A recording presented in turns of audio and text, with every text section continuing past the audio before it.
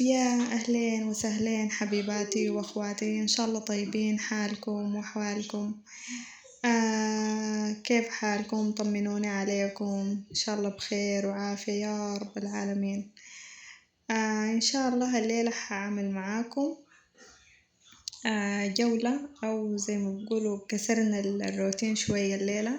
قلت كنا ماشيين ياهو نجيب أغراض للبيت وكده، قلت خلاص أصور لكم وكده إنه إحنا ماشيين ومشينا المركز وكده، ويكون شنو تغيير، يعني تغيير في المحتوى وكده. ولو حبيتوا الجولة دي يعني وروني في الكومنتات عشان شنو، عشان تاني إن شاء الله بإذن الله تعالى لو طلعت أي مكان يعني أصور لكم المحلات وكده.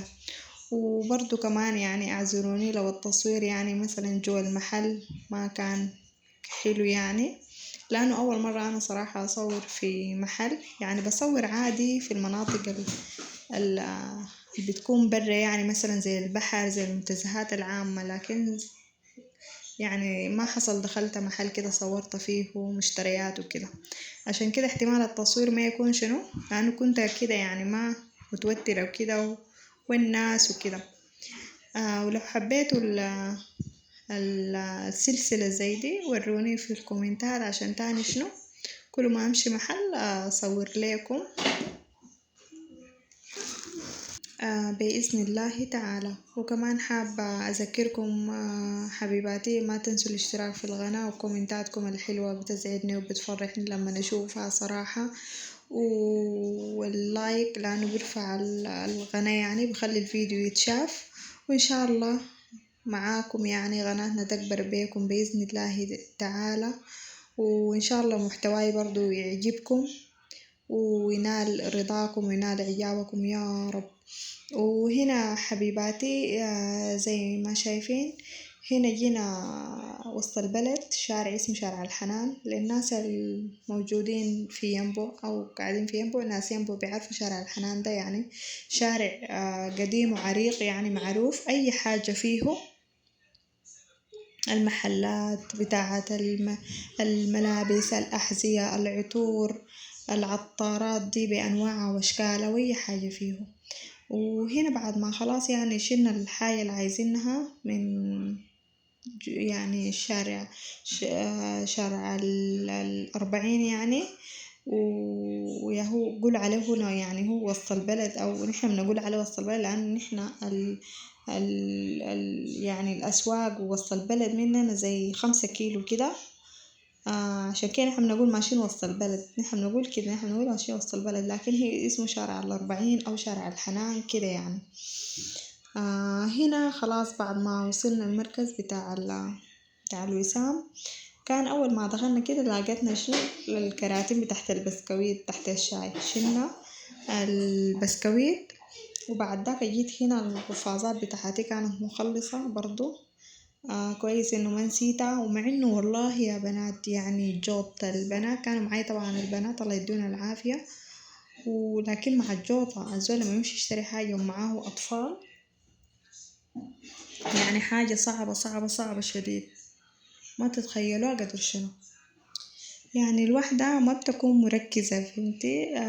يعني حتى شفت البنات الله يديهم العافية يحبوا يعني يوروني ماما ده وماما ده وماما ده. هنا جينا المحل بتاع البخور، أو اللي بيقول عليه شنو هو القسم بتاع البخور.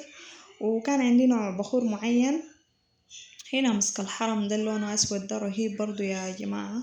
البخور ده برضو أنا جربته قبل كده، هذا اللون أسود بابيض ده اسمه مسك الحرم، حلو شديد. وأنا كنت برضو بكوس ليلي نوع كده، وهنا هذا لقيته اسمه رويال عود. والله يا بنات رهيب رهيب رهيب رهيب، يعني ريحته حلوة شديد.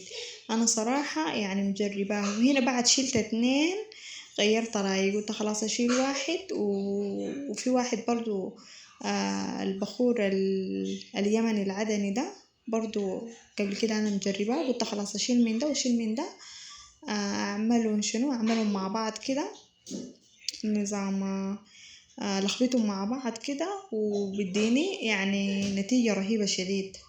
العدني ده لقيته وعجبني وريحته حلوة، وأنا أصلا قبل كده يعني كنت أصلا جايباه يعني. وهنا طبعا يا بنات البخور كتير أشكال وأنواع، أي نوع بخور بتلقيه. بخور عدني عرايسي رهيب رهيب صراحة، ده النوع ده بالذات يعني. وهنا جينا قسم المعجون، اشترينا معجون، وبرضو هنا جينا لزيت الزيتون برضو. وهنا بقول لكم يا جماعة زيت السوسن ده رهيب شديد في أنواع، يعني زيت الزيتون ده أفضل، غايته بالنسبة لنا ده أفضل نوع نحنا قاعدين نستخدمه أكتر شي. وبناتي طبعا قالوا عايزين اسمه شنو هو ورق عنب. وطبعا يا جماعة أنا أول مرة أعمل الورق العنب، يعني بنشتري جاهز وليهم كم يوم يا ماما دارين ورق عنب، ودون خاصة ما نمشي نشتري الأغراض البيت إن شاء الله بجيبه لكم أسوي لكم وإن شاء الله غايته. هنا واقفة محتارة أشيل ياتو نوع، طبعا أنواع كتيرة أشيل ياتو نوع يا ربي من ورق العنب عشان أسوي لهم. وبعد ما خلاص شلنا ورق العنب جينا هنا برضو اشترينا شاي، شلنا شاي الكابوس ده برضو كويس شديد. وبرضو هنا جينا محل التونة والساردين والحاجات دي برضو، وقفنا مسافة حد ما شلنا النوع اللي عايزينه اخترنا، يعني الأنواع كتيرة. يعني لما تشوف الأنواع زي تحتاري إنه تشيلي ياتو تشيلي ياتو، لكن لو إنت أصلا يعني بتستخدمي نوع معين بتشيلي اللي انت بتستخدميه وخلاص يعني. لكن الأنواع كتيرة شديد، يعني بتحتاري إنه تشيلي ياتو والكويس ياتو كده يعني. وبعد ما خلاص هنا شلنا التونة وشلنا برضو ساردين، جينا تاني وين جينا تقريبا للزيت برضو، كان محتاجة زيت حاجات دي خلاص منا طالعين. يعني اتذكرت انه زيت يعني باقي برضو حبة كده. ويا بنات اعذروني زي ما وريتكم قلت لكم في بداية الفيديو تاعكم التصوير، ان شاء الله المرة الجاية حصور لكم افضل، لانه كانت دي اول مرة واول مرة يعني اصور داخل المركز وكده، عشان كده كنت شوية كده هناك.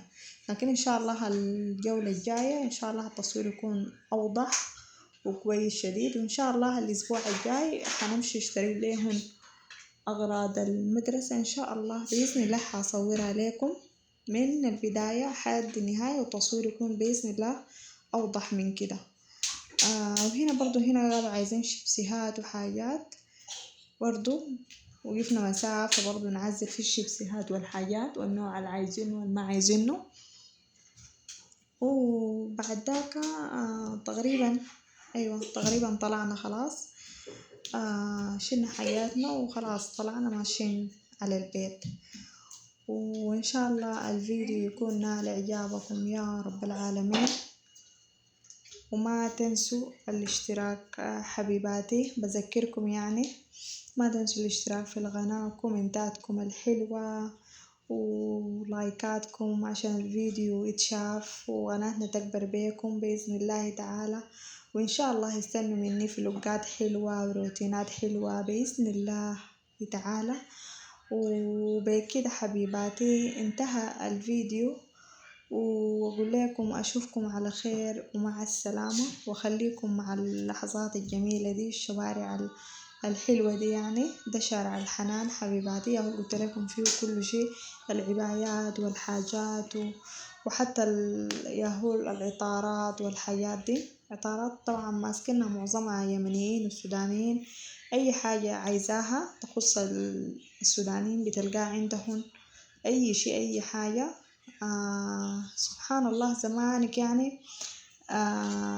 لما جيت هنا يعني قبل كم 2017، أيوة 2017 جيت هنا. كان بتذكر إنه نحنا ما كنا في ينبع، كنا في منطقة تانية، منطقة اسمها ضبا دي في الشمال على تبوك هناك.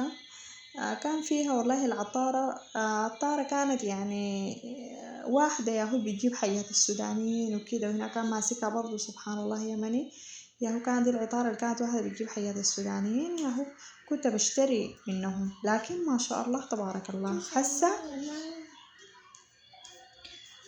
هسه ما شاء الله يعني أي حاجة عايزاها بتلقيها، بالذات في ينبع دي يعني الإطارات والسودانيين ذاته فاتحين محلات يبيعوا فيها المنتجات السودانية وكده. اللهم يا رب العالمين أديم هذا البلد يعني في أمن وفي أمان يا رب العالمين، وإن شاء الله يا رب العالمين يعم الأمن والأمان لبلدنا السودان يا رب، ونرجع تامين ولامين كده يا رب العالمين، يعم الأمن والأمان على الأمة الإسلامية أجمعين يا رب. وبكده حبيباتي انتهى الفيديو، وأشوفكم على خير ومع السلامة.